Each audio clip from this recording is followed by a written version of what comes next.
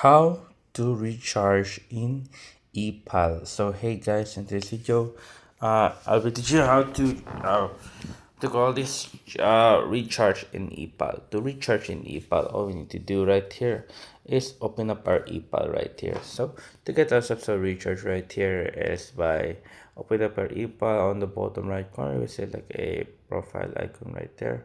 All you need to do is press on the profile icon on the bottom right corner. Other personal icon on bottom right corner. So to get ourselves some recharge right here, this is perfect for those who are like buying stuff you want, or maybe you want to give a person right here. So here I'll be to you how to just get yourself a recharge right here. All we need to do is click on wallet right here. As you can see how much money we have. Boom, we have infinite money. Not just joking, it's just zero zero zero zero. We broke. Anyways, right here at our wallet right here, you will see a recharge right next to it, to buff balance right there. Press on the buff, press on the recharge next to the buff balance. After pressing on that right there, here are all the recharge prices for three recharge right 3.70.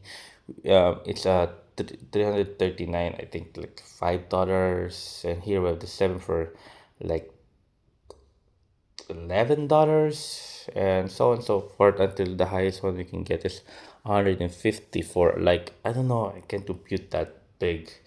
Brain is not braining.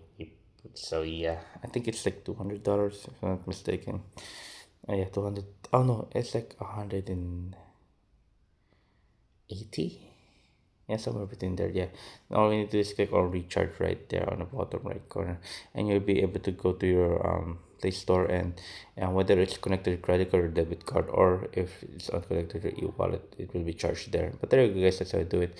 Basically, question, concerns, stop the question, will guys, stop it to answer as soon as possible here. How to rocket, guys, and thank you, guys.